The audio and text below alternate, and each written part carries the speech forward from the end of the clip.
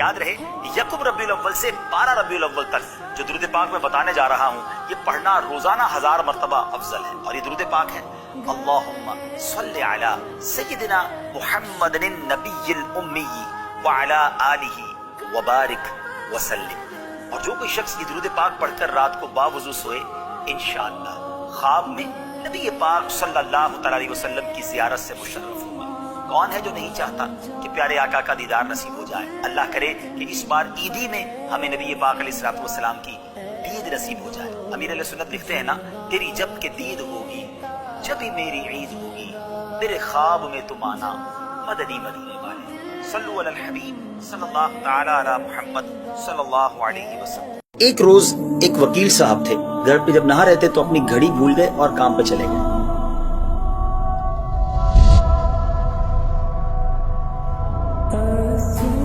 جب عدالت پہ پہنچے تو گھڑی یاد آئی تو ایک دوست نے پوچھا کہ وہ گھڑی کہاں ہے؟ آپ نے آج گھڑی نہیں پہنی. کہا یار بس وہ گھر میں غسل کر رہا تھا تو غسل خانے میں رہ گئی. ایک ٹھگ جو تھا، چور وہاں کھڑا تھا، وہ سن رہا تھا کہ وکیل صاحب کی گھڑی ہوگی بڑی قیمتی اور یہ غسل خانے میں چھوڑا ہے.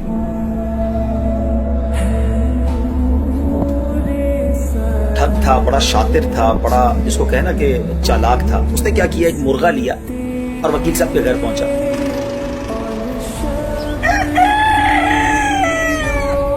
اور جا کر کہا کہ یہ وکیل صاحب نے مرغا بھجوایا اور کہا کہ وہ غسل خانے میں جو گھڑی رہ گئی ہے نا وہ دے دو. گھر والوں نے سمجھا کہ وکیل صاحب نے مرغا بھی بھجوایا تو یہ واقعی انہی کی طرف سے آیا ہوا بندہ ہوگا. مرغا لیا اور غسل خانے والی گھڑی دے دی. شام جب وکیل صاحب گھر آئے تو گھر والوں نے کہا وہ گھڑی مل گئی تھی آپ کو؟ گھڑی تو میں گھر بھول گیا تھا. کہا وہ آپ نے تو منگوائی تھی، مرغا دے کر بندہ آیا تھا. کہا نہیں میں نے تو نہیں منگوائی تھی. سارے گھر والے پریشان کہ یہ کون تھا ایسا ٹھگ کہ جو ہمارے گھر سے مرغا دے کر گھڑی لے گیا. دوسرے دن وہی ٹھگ پھر وکیل صاحب کے گھر گیا. وکیل صاحب کام پہ چلے گئے، وہ گھر گیا اور ان سے کہنے لگا کہ وہ گھڑی والا چور مل گیا ہے. تو وکیل صاحب نے وہ مرغا واپس منگوایا. اچھا چلو مرغا دے دیں تاکہ گھڑی مل جائے. مرغا دیا، وہ شخص مرغا لے کر بھی غائب ہو گیا. اب علماء نے یہ واقعہ بیان کر کے بتایا کہ ایسے ٹھگ ہمارے معاشرے میں بھی ہوتے ہیں جو بڑی چال بازی کے ساتھ لوگوں کو دھوکہ دے دیتے ہیں. اور آج بھی ایسے لوگ ہوتے ہیں. آج کل موبائل پر میسج آتے ہیں آپ کا اتنے کا انعام نکل آیا، لوگوں کی خوشی کے ہمارے نیند اڑ جاتی ہے کہ گاڑی نکل آئی ہے، سونا نکل آیا، اور آخر کار اس کا اینڈ اس بات پر ہوتا ہے کہ جناب وہ 200-500 ہزار روپے کا بیلنس آپ سے منگوا لیتے ہیں اور جناب وہ پیسے لے کے وہ بھی چلے جاتے ہیں. تو ایسا نہ کیا کریں. وہ کہتے ہیں نا خود جینے کی تمنا ہے تو پہچان پیدا کریں. اگر آج اس معاشرے میں رہنا ہے تو دنیا میں جو موجود ٹھگ ہیں، جو یہ اس طرح کے اسکیم ہوتے ہیں، اس طرح کی پرابلمز ہوتی ہیں، اس کے بارے میں بھی عقل ہونی چاہیے کہ اس طرح گھر بیٹھے کوئی لاکھوں کروڑوں روپے نہیں دے دیتا. اب یہ واقعہ علماء نے جو بیان کیا اس کے تحت جو بات لکھی وہ بڑی کمال کی ہے کہ فرمایا اس گھڑی چوری کرنے والے ٹھگ کی مثال شیطان پر صادق آتی ہے. جس طرح وہ ٹھگ اپنے داؤ سے مرغے کا لالچ دے کر گھڑی لے گیا اور پھر مرغا بھی ان کے پاس نہیں رہنے دیا.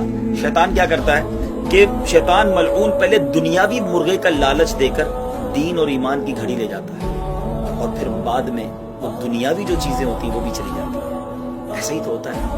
آج لوگ دنیا کو بنانے کے لیے اللہ کو ناراض کر دیتے ہیں، شیطان کی باتوں میں آ جاتے ہیں، مال مال مال کماتے ہیں، حرام کمائیں حلال کمائیں، اور دین و ایمان کی جو پاکیزہ گھڑی ہے وہ بھی چلی جاتی ہے. دیکھیں زبان کا عادی ہونے کے مطلب سمجھو. مثال دیتا ہوں، موٹر سائیکل پہ گاڑی میں آپ کہیں جا رہے ہیں، اچانک بریک لگا، سامنے سے کوئی گاڑی آئی اور آپ کی گاڑی نے زور سے بریک لگایا. کیا نکلتا ہے زبان سے؟ اپنے آپ سے پوچھو. کچھ لوگوں کے منہ سے اس وقت گالی نکلتی ہے، اب کچھ نہ کچھ ایسا گندا نکلتا ہے، برا نکلتا ہے.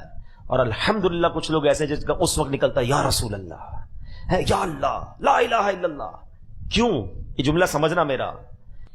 اس گلاس میں پانی ہے، اس کو ٹھوکر لگے گی تو کیا گرے گا؟ بتاؤ نا، پانی گرے گا. دوسرے گلاس میں دودھ بھر لوں، اس کو ٹھوکر لگے گی تو کیا گرے گا؟ برتن میں جو ہوتا ہے وہی چھلکتا ہے. یہ جملہ یاد رکھیے گا. جو برتن میں ہوتا ہے نا وہی چھلکتا ہے. جس کے اندر گندگی بھری ہونا ہے، گندی باتیں، بے حیائی، برے دوست میں بیٹھنا، گالی گلوچ، جب بھی اس کو جھٹکا لگے گا نا، جب بھی اس کو تکلیف پہنچے گی، چونکہ اندر گندگی بھری ہوئی ہے تو دھکا لگنے پر وہی باہر نکل رہا ہے.